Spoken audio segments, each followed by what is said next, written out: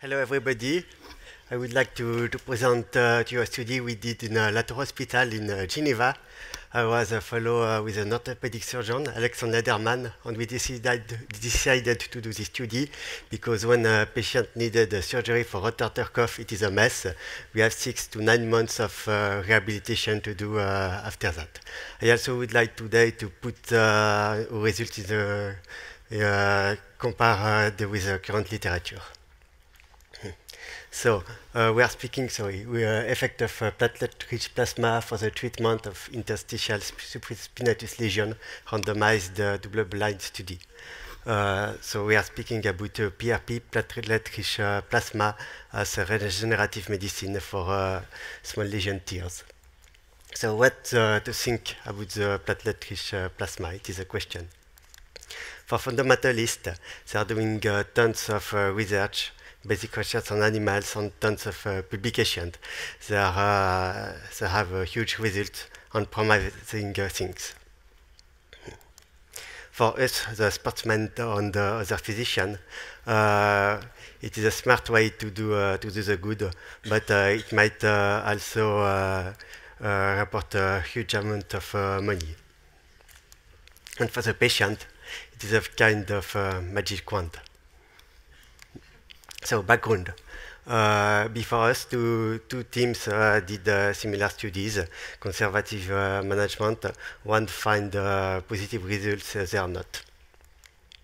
We did a pilot study, a case series, and we were happy because we showed in this case series that we could have a significant reduction of the lesion size.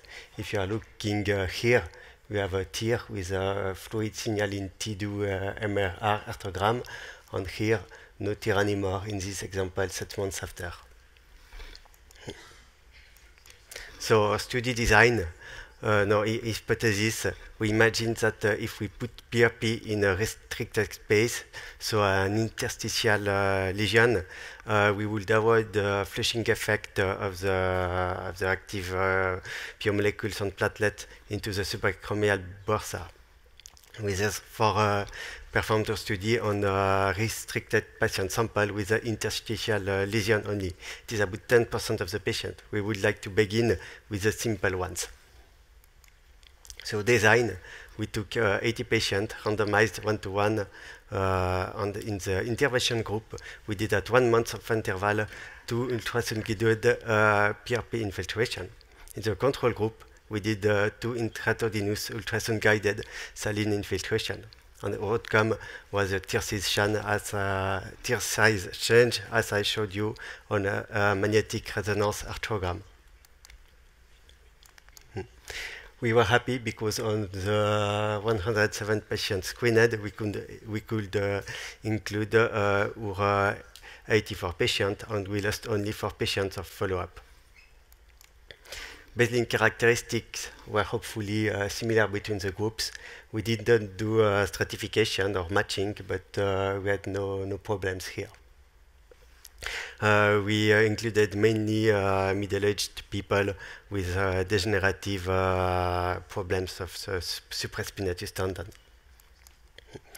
Our results for primary outcome, tear size change between the groups. We had no change between our groups. We could observe a tendency in both groups of tendon healing, but no significant differences. Looking secondary outcomes, it is there are scores about the function or the pain for the shoulder. All patients were improving, either in PRP group or in saline groups. So everybody tends to improve, but a similar way in both groups. It is really important because when you are a sportsman, you are doing PRP, your patient is going better. You say to yourself, it works. That's why I think it is so often done. Okay, let's look at follow-up and adverse events. We observed in the PRP group more adverse events, and it is unfortunately statistically significant. We had significant pain on frozen shoulder mainly. So my conclusion for our study is that for conservative management of interstitial supraspinatus lesion, the efficacy of PRP or saline infiltration is the same. And we should be aware that PRP had potential side effects on cost. And the patients are going better in both groups. Now look what you would find on PubMed. American Journal Sports Medicine, recent meta-analysis. Recommendation, use PRP for tendon in shoulder and elbow. But if we look a little bit more deeply, in the 4 of the 6 pool study, we had surgical cases. In surgery, it is well known that PRP as adjuvant therapies has a positive effect regarding this recent meta-analysis. Why? Because the damaged tendon, the surgeon is removing damaged tendon, he's removing one part of the bone, and it is not the same biology. We are working here on a healthy tissue, not when we are doing infiltration as conservative management. So it is a huge difference. Okay, if we come back to this meta-analysis, for elbows, they are also happy. They say, yes, it works for the elbow. But if we are looking more deeply, in 2 of the control cases, they use corticosteroids as control. Lancet 2011, we learned that corticosteroid is harmful for tennis elbow. So it's quite a problem to select this. Worst, I do not understand why reviewers let this meta-analysis go. This meta-analysis shows that PRP is superior to corticosteroid at long term. Which clinical conclusion to draw about that? I let you think. You can find again another frequently cited and powerful meta-analysis on American Journal Sports Medicine. Here they pulled all kinds of tendon problems, and the conclusion is that again PRP is good for tendon tear. But 6 of the 18 studies had corticosteroid and are based on tennis elbow. So again, you have to be aware when you are reading those kind of papers. I'm not saying that we should put all PRP to the trash, no. Because despite this, for the elbow, we have this, this high-powered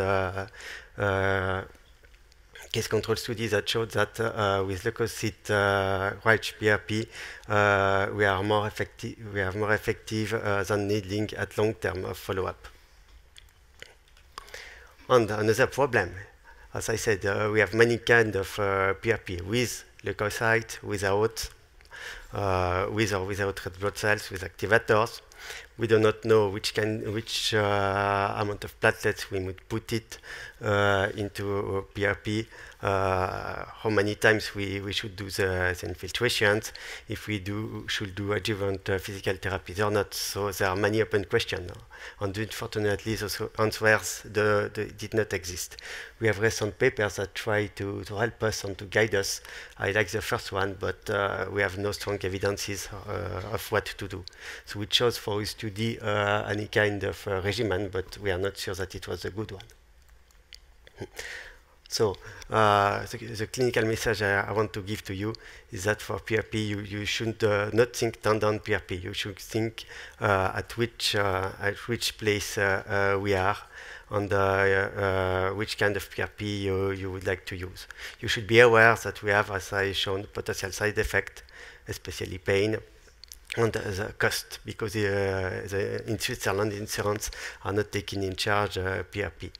So it should be case to case evaluated and rehab first, as adjuvant if you wish, or if we have failure for proper rehabilitation, but we cannot say to the patient, I will save you with a PRP. We should be aware of what we say to your patient, really.